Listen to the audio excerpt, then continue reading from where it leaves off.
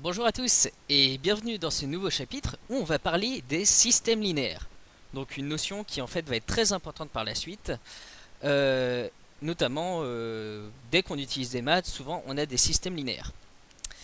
Alors, petite remarque, si vous n'avez pas encore vu les autres chapitres, je vous invite à vous inscrire sur learnian.net, inscrit juste au-dessus, pour voir tout le reste du cours de premier S. Voilà. Donc commençons par pour parler des systèmes linéaires, de définir ce qu'est un système linéaire. Donc, définition. Soit n et p deux entiers naturels non nuls, on appelle système d'équations linéaires de n équations au p inconnu, qu'on note x indice 1, x indice 2 jusqu'à x indice p, le système suivant, on peut le noter grand S par exemple, on met ça avec une accolade à gauche, ici on a l'accolade, et on écrit on a une équation à chaque fois. Donc on a l'équation a11 x1 plus a12 x2 plus blablabla plus a1p xp égale b1, a21 x1 plus a22 x2 plus blablabla plus a2p xp est égal à b2, plus blablabla, il y a plein de lignes. Ensuite il y a, et dernière ligne, an1 x1 plus an2 x2 plus blablabla plus anp xp égale bn. Où ici les aij et les bi sont des réels pour tout i appartenant à un n et j appartenant à un p. Alors petite remarque, ici le i ici, c'est-à-dire le premier terme dans les indices des a et l'indice des b, ça va indiquer le numéro de la ligne. C'est-à-dire si je parle de la ligne 2, et ben je sais que mon indice il va commencer soit par a2 quelque chose, soit b2. Voilà. La ligne 4, par exemple, ça sera A. Les indices seront de la forme A4 quelque chose ou B4. Le deuxième indice, lui, va désigner la colonne quelque part.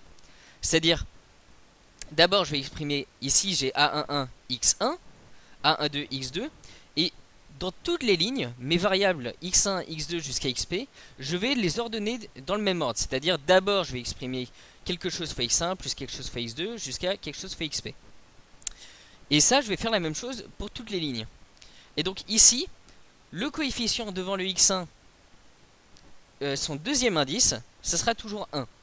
Le coefficient devant x2, quelle que soit la ligne, son deuxième indice, ça sera toujours 2. Voilà. Donc bien remarquer, A, I, J, I désigne la ligne, J désigne la colonne. Voilà. Donc ça, c'est un système qui a n équations avec P inconnu. Donc n équations, P inconnu. Et la question qu'on cherchera à résoudre, c'est est-ce que nos P1, quel est l'ensemble des solutions de ce système, c'est-à-dire quel est l'ensemble des PUplay x1, x2 jusqu'à blablabla xp qui respectent chacune des équations, c'est-à-dire toutes les équations en même temps.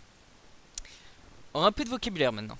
Donc, lorsque n est égal à p, le système S, on dit qu'il est carré. En fait, l'idée, c'est qu'on a autant de lignes que de colonnes. Et dans ce cas, on dit qu'il est carré. Si on parle de matrice, vous verrez plus tard, on parle de matrice carrée. Une solution grand S, c'est quoi? C'est une solution de grand S, désolé, du système. C'est quoi? C'est un PUplay, x1, x2 jusqu'à xp, qui vérifie les n équations de S. Résoudre un système grand S, c'est trouver les PUplay solutions. C'est-à-dire, c'est trouver tous les PUplay, x1, x2 jusqu'à xp, qui sont solutions de toutes ces équations.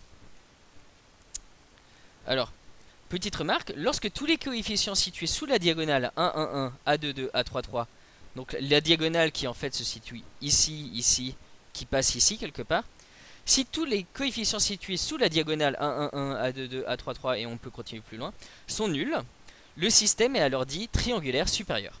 En fait, ça veut dire que ici j'ai 0, 0, 0, ici j'ai 0, 0, 0, ici j'ai 0, 0. Donc quelque part, ça ressemble à un triangle, quelque part en haut à droite. Donc on dit que le système est triangulaire supérieur. Donc ces matrices-là, ces systèmes-là ont aussi des propriétés particulières. Maintenant, autre définition, définition 2. Deux systèmes d'équations linéaires de même taille S1 et S2 sont dits équivalents lorsqu'ils ont le même ensemble de solutions. C'est-à-dire si j'ai deux systèmes de même taille n et p, S1 et S2, Je dis que les deux sont équivalents si les deux ont le même ensemble de solutions.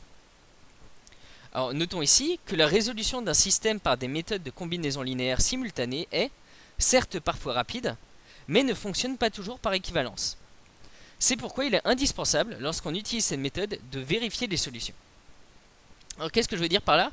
C'est-à-dire qu'en fait ici, je ne vais pas avoir le droit d'additionner et de soustraire des lignes en même temps comme je veux.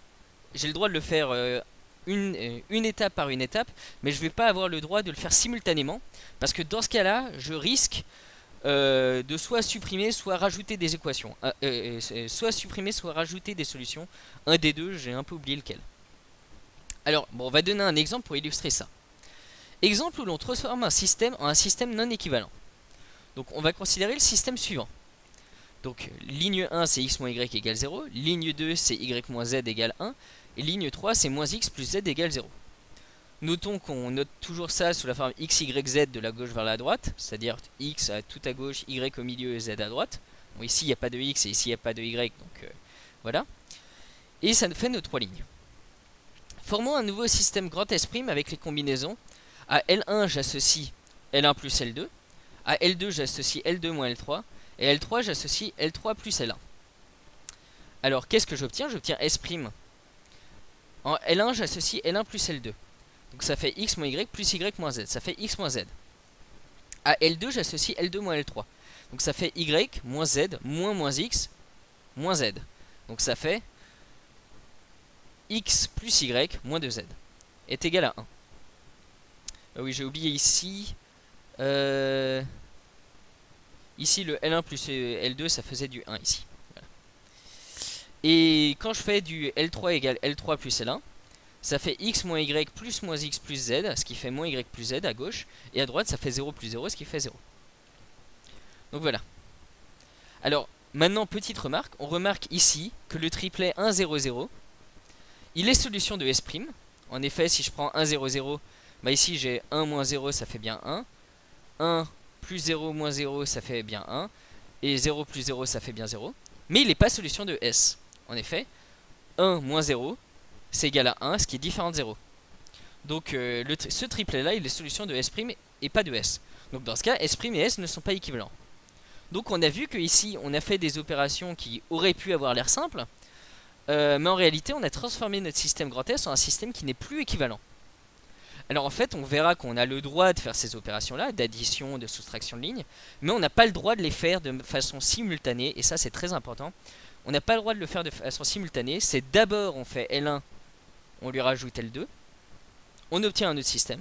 Ensuite L2, je peux lui faire des trucs, mais si je le fais de manière simultanée, je risque quelque part de perdre des informations. Voilà. Donc voilà, ça c'était un peu pour la définition de ce qu'est un système linéaire. Bien sûr, il y a d'autres parties dans ce cours où on va commencer à résoudre ces systèmes linéaires, à donner quelques propriétés.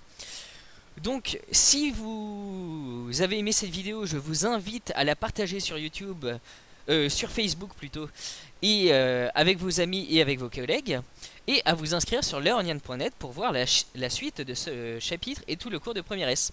A bientôt.